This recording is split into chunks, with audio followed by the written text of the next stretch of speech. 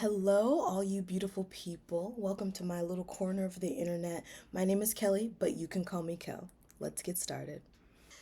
I don't have a theme song, but if I did, it would go right here.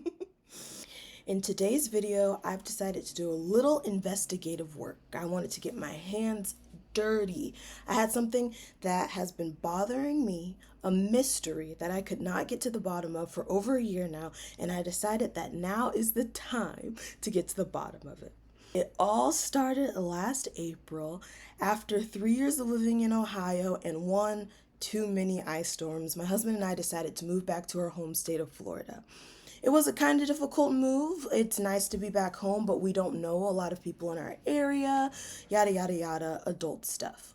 On my way home from work one day, I'm driving from my new job, trying to take in my new area.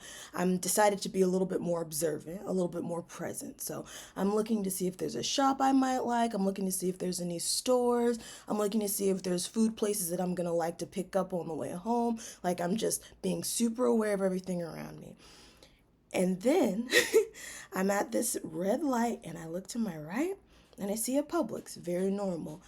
And then I look to my left and I see another Publix. And I feel like I'm not explaining this well enough for you guys to understand. It's not like I was driving and I passed a Publix and then a couple of minutes later I passed another Publix, a very common occurrence in Florida. But I'm telling you, I'm stationary in my car. I look to my right, I see a Publix. I look to my left, I see a Publix. These two stores are 0.3 miles apart, a 7-minute walk, a 3-minute drive. Like they are so close together. And I didn't understand why. And to be honest, I don't even understand why this was so annoying to me. And I think it's because it was on my drive home and my drive to work. So once I noticed it, I couldn't stop noticing it. So I actually went through probably all 7 stages of grief just because I saw two identical stores across from each other. I just have so many questions. Which Publix was there first? Like, do they make around the same amount of numbers in sales? Do they share staff? Like, if one person from Publix A calls out, can they call Publix B and be like, hey, we need a cashier? Do the people do they get deliveries at the same time? Do they get the same customers? Do they have the same products? It's just lots of questions. And I just can't let it go. I wish I could, but I can't. So we're going to do an investigation. The goal of this investigation is to obviously compare and contrast these two identical Publix grocery stores. So I have to come up with some questions that I'm going to ask myself as I go to each store, and I'm going to come up with some products that I'm going to buy from each store. And I know what you're thinking already because you're haters. And I don't blame you. I once was a hater. I am a reformed hater myself. You're thinking, what gives Kelly the right to judge these two innocent grocery stores that are just trying to make a profit for old George Jenkins? Well, I have 2 reasons. One, I'm a natural born Floridian. So in Florida, we grow up drinking Publix lemonade in baby bottles. And for every significant school event until we are 27 has pub sub platters. Not only that, but I also worked at Publix for almost 5 years. It's pretty common down here for people's first job to be Publix because they hire people younger than the regular working age. So sometimes there's people as young as 14 working there. I started there when I was 16 because I wanted to buy my own bridesmaid's dress for my sister's wedding.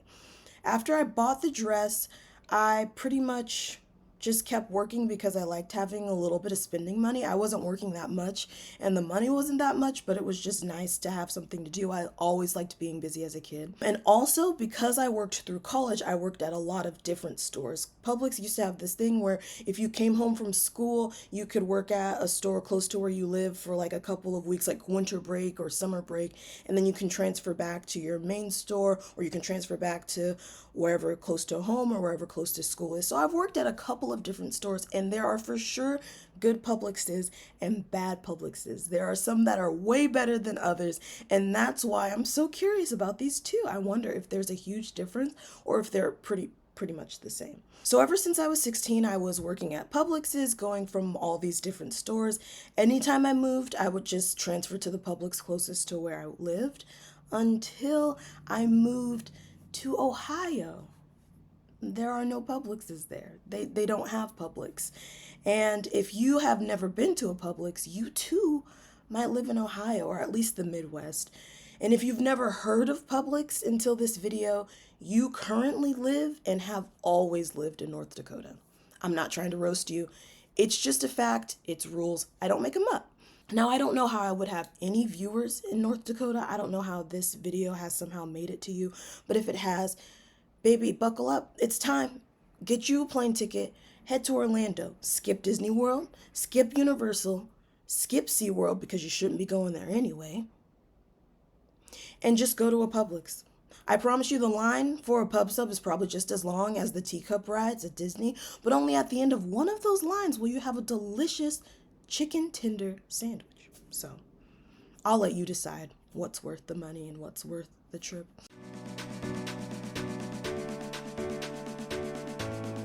I'm not trying to sound too nerdy, but I actually love the scientific method. I hated science class, but I have mad love for experiments. So we are going to do an experiment of our own. Before we visit the stores, I've created a list of things that we will be grading the stores on. Some parameters for our experiments. We are going to judge based on layout. Is the store set up in a convenient way? Products, do they have just as many products or at least the products that we're looking for at each store?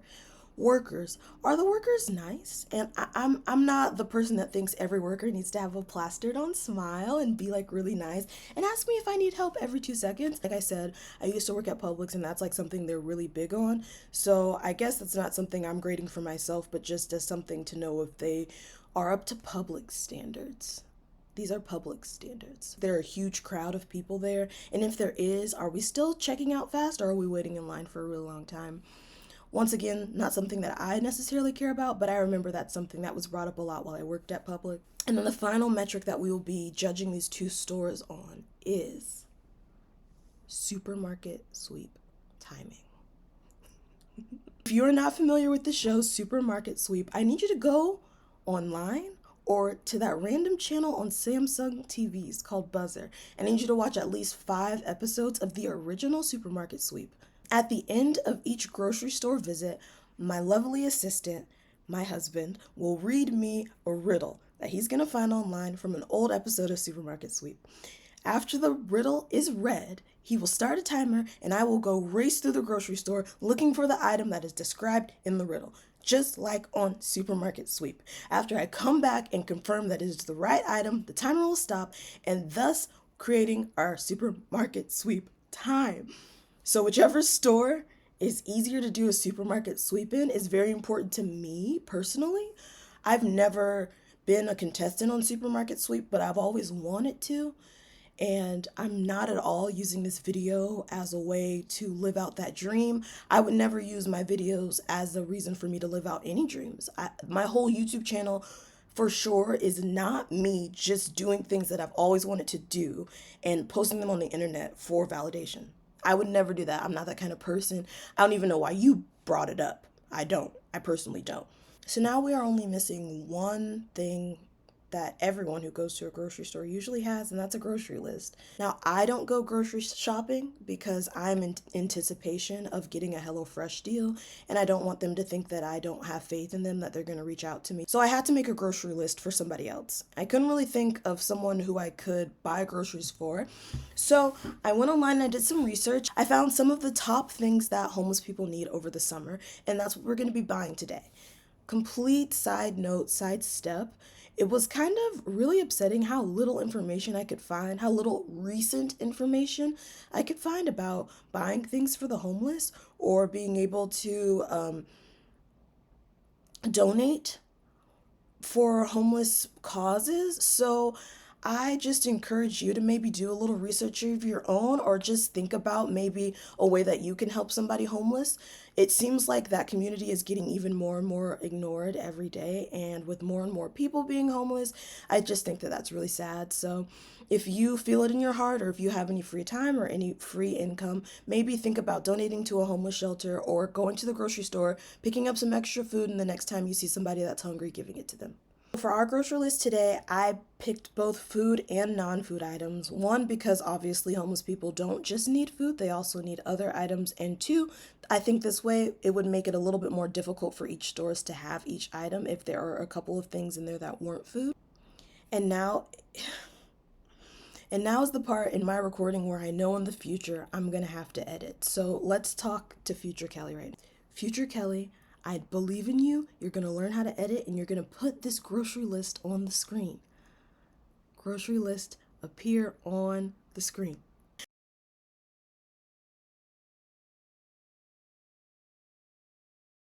Now that our rules are set, we have parameters, we have an experiment, it's time to go shopping. Let's go.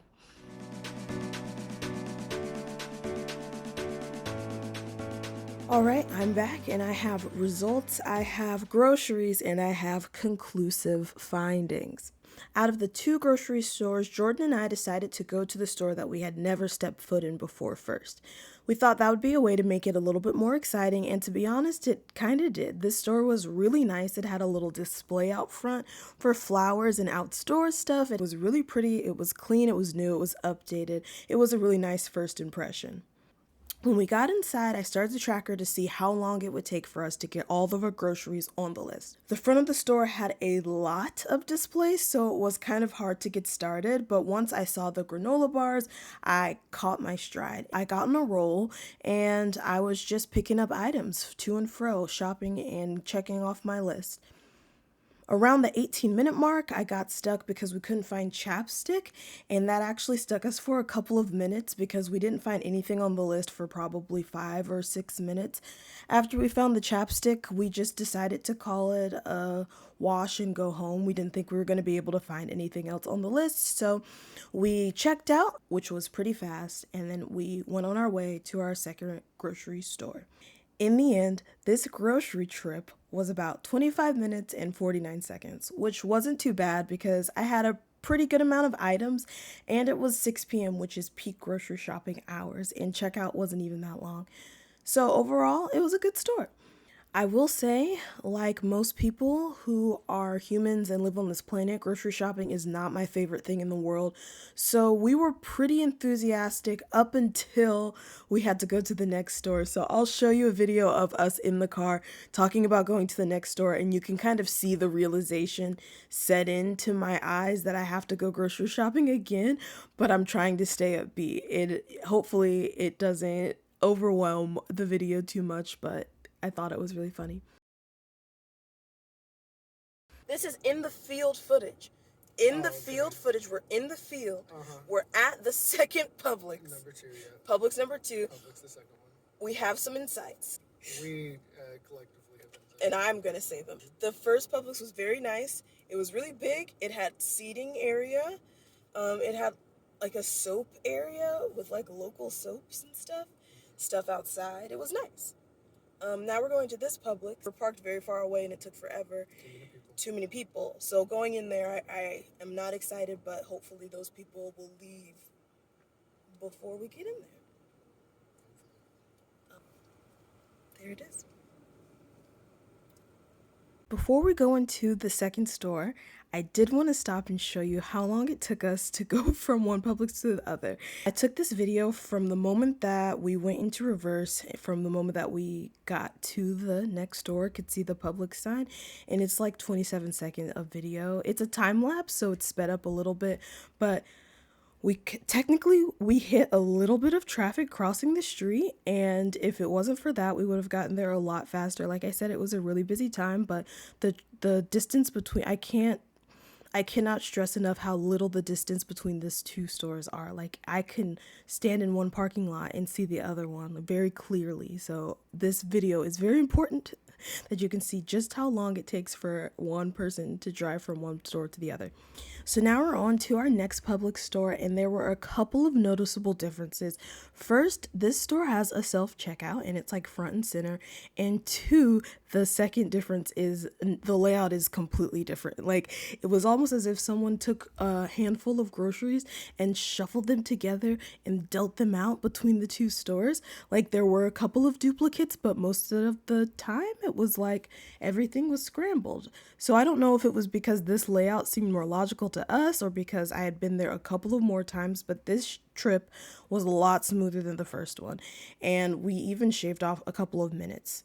And also, bonus points, I noticed they had an ethnic hair section, so hair section for people who have curly hair and stuff, and I thought that was cool. The other store didn't have any of these products, like not even one, so that was really interesting that there was a diverse section of hair products there, which is pretty cool.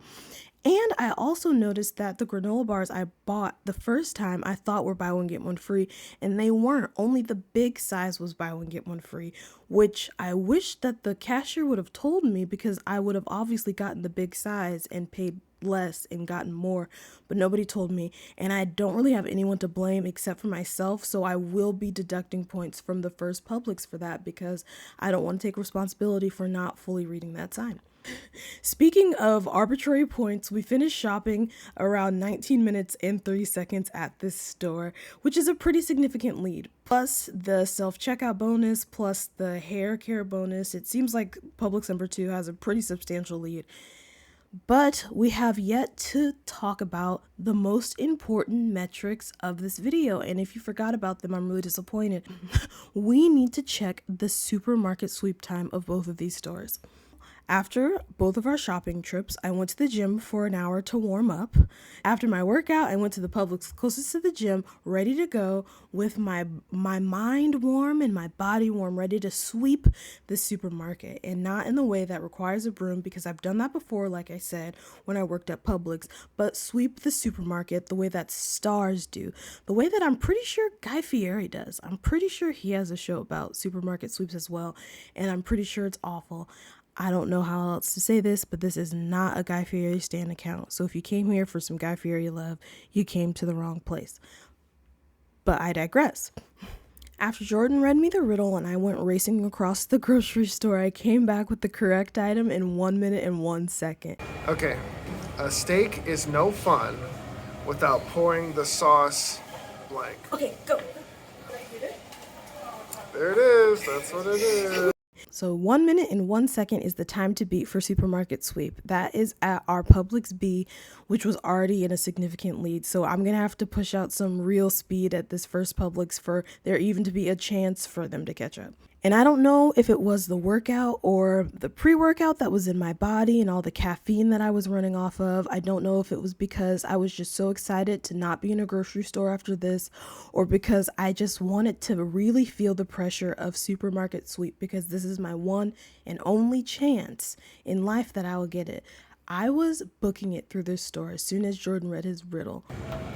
When coughing is driving you up the walls, reach for the product called... And I felt like the people on the TV, like I was just looking like, and like so confused, and I was really in the moment. I was giving it my all. In the end, the time for the supermarket sweep was 1 minute and 51 seconds, so almost double what the first time was, which shows us pretty conclusively that Publix 2, which I kind of call Jim because it's close to my gym, and I just feel like someone named Jim might work there.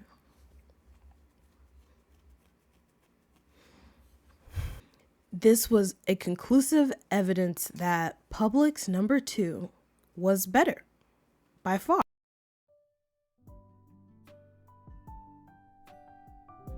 In the end, I guess what I really learned is that I don't like grocery shopping.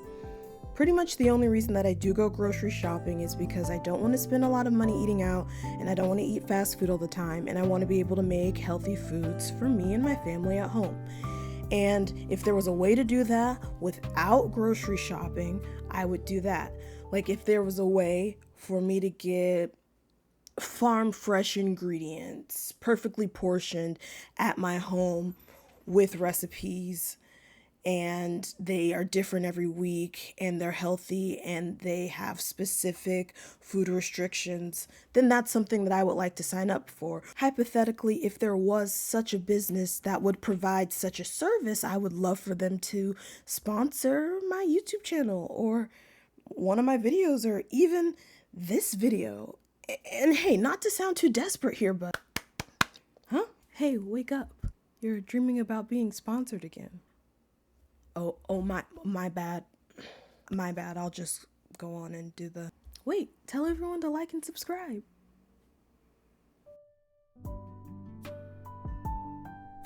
To be completely and 100% honest, I did not learn any life revelations or new information that would change my life by shopping at 2 Publix stores that just happened to be extremely close to each other. And I knew that and you knew that, but I had a lot of fun putting together this video, and I hope that you guys enjoyed it. So please comment and tell me what you liked and tell me what else you would like to see from me. I did all of this because I convinced my brain that I needed to get to the bottom of it. And you can tell your brain anything, so I hope that you are telling your brain that even if you're doing something essentially useless, that you can help somebody